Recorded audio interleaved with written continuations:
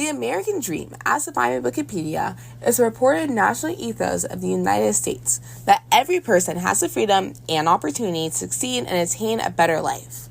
The phrase was popularized by James Russell Adams during the Great Depression in 1931.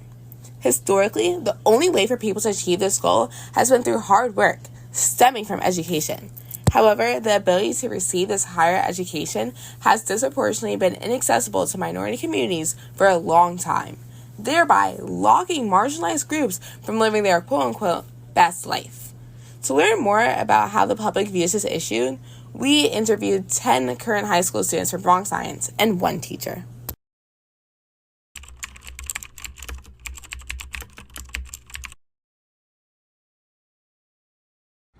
So I am a senior applying to college right now, and I would say my experience is very hectic, I think, and it's very stressful to be applying to college. And like at this school, it's especially easy to feel like you're falling behind everyone else, just because, especially as a person of color, it's easy to feel like you're not doing enough or you don't have enough resources. So I would say that's like a big part of my stress towards going to college. Yes, I am a current senior who is applying to college. So what has your experience been like so far? Yeah, so my current experience has basically, it's a lot of writing, going through all the different essays. Most schools have 1 to even like 6 or 7 supplemental essays on top of your personal statement. So that's definitely been a lot. And also just figuring out, like financial aid, deciding what schools to apply to, which ones are best for me, and the programs that I think will benefit me the most in my career, like kind of juggling all of that and trying to find the perfect fit has been definitely a lot, but not too bad. I think I've balanced it pretty well so far. So.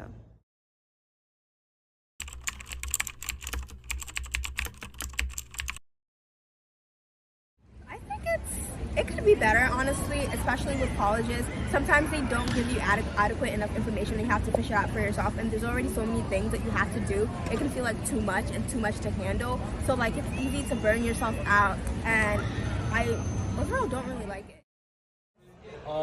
I've heard pretty bad things about it in regards to like due dates and like financial aid, and like just a lot of bad things. Like it keeps me up at night. Like, it's in my nightmares. And he's a junior. Yeah. So. Like, I woke up with sleep paralysis and I saw the college apps. Me too. Are you like really scared? Scared is an understatement. At your fine. Yeah, so like less competitive. Yeah. I think that would ease up a lot of stress and burden on the part of the students.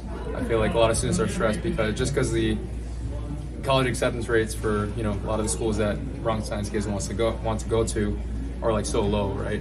You hear like like Ivy Leagues being like 2%, 5% acceptance rates, which is like insane.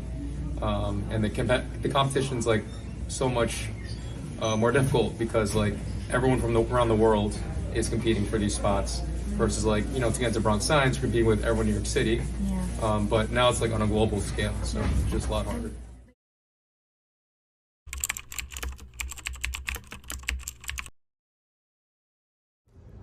I would say in a way I am privileged. I'm grateful that my parents are able to financially support me in applying to college. I know for every single college there are fee waivers, or there's not fee waivers, there's a application fee to apply to the college that can be up to like $60 to like $90 per school. So I'm applying to 18 schools. So if you kind of do like an estimate, that's a lot of money just to apply. And we don't meet the cutoff to qualify for fee waivers. So I'm grateful that fee waivers would be nice, but I'm grateful that I do have the opportunity to still apply to all these schools. Obviously paying 80, 90K a year is a whole different story. I wouldn't say that I can comfortably pay like that much money every single year. But I would say I am privileged because I have had access to a lot of resources, a lot of help from them. So I wouldn't say I'm rich or anything like that, but I would definitely say that I've had access to resources and access to help from them that a lot of people don't have. So I'm grateful for that. I think I'm like in the middle because I'm not like super privileged, but I'm also not like underprivileged. I would consider myself pretty privileged just because I have like, all my family have had pretty decent opportunities in life and they're pretty well off, and obviously I'm white, so that is definitely something, but I'm also queer and trans, which definitely is a setback to some extent, I think. So I mean, overall I would say yes. I would say in like Bronx Science, we get a lot of resources and opportunities from help, like the college office, and we get a lot of like people from different colleges come and we can ask them questions. Yeah, I would agree. We get lots of people who come and visit, and so it's very easy to kind of know what you need to do, I guess.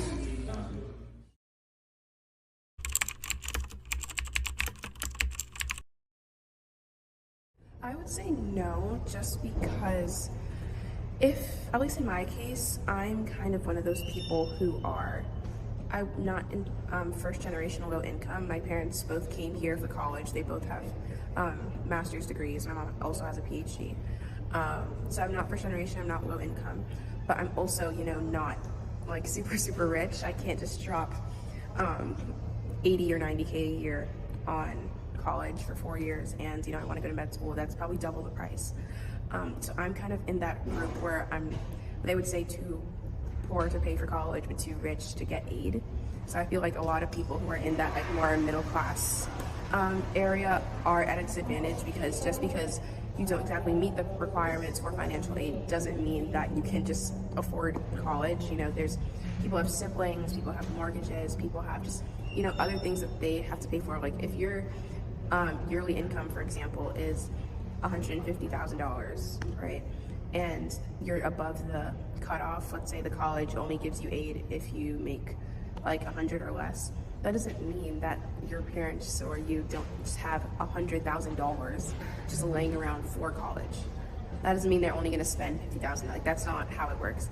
So I feel like that makes it very unfair, because a majority of people are in that kind of like middle class branch, and it makes it much harder to figure out what you can afford for college, kind of dealing with that struggle. So I think it's not an entirely fair process. I don't think that everyone has like an equal opportunity and equal. It's not a fair playing ground for sure.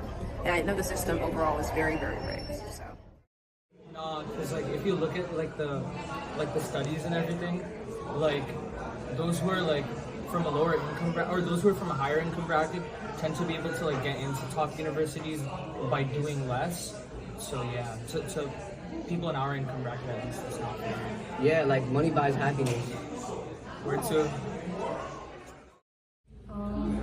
I feel like colleges, they tend to say that they treat like the same for all races, but I personally think that there's still to some extent that it plays like some kind of role in college application. Yeah, because I think some colleges voted to end affirmative action. I don't know the details of that though, but I mean, if you're like, for example, like the SAT, like it costs money to like get in a tutoring class or to prepare for the ACT, or just to, prepare for these tests, and money helps, and that's obviously not like something that's the same for everyone. No, I don't think so. Why not?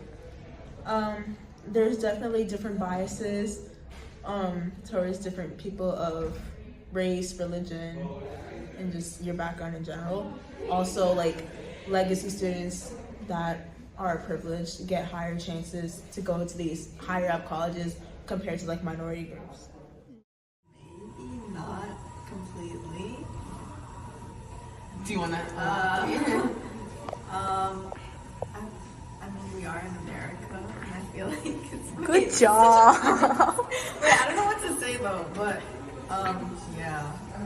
Good job, Albie. I would say I don't think it's equal for everybody, but for the most part because of larger systemic issues, such as the fact that people in underprivileged areas just don't have the same opportunities to get the same education as everybody else, which is already an issue that we're facing in New York City with respect to specialized high schools and all that. Like, people argue that the SHSAT is unfair because some people aren't prepared for it and they don't have the money or resources to prepare for it accurately. And really, I think the issue is really just, it stems from the fact that not everybody has an equal education right from the start. Because I think if everybody did have an equal opportunity to education right from the start, then it would be more of an equitable process. But because it isn't, frankly, it's not. Not everybody has the same opportunities. But I do think, I recognize that there are efforts going on to try and make the process more equitable. Like, for example, I know that people who are, who, their parents didn't go to college, their grandparents didn't go to college, the College Board is doing this thing where they will present you with a bunch of, I don't know exactly what it's called, but it's automatic admission to schools. So they'll give you a list of based on your grades, these are all the schools that you would get into immediately if you applied. And so I recognize that there are efforts going on, but ultimately I don't think it's all that equal.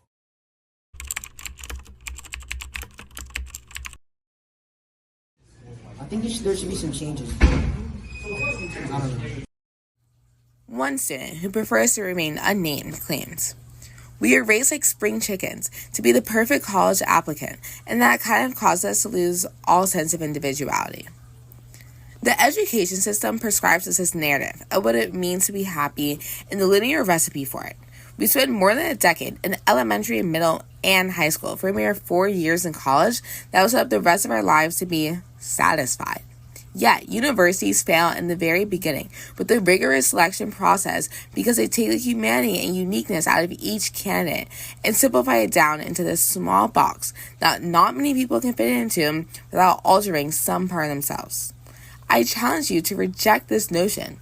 Question the extent of which the American dream can actually provide us with happiness, or do we have to forge our own paths to redefine life itself?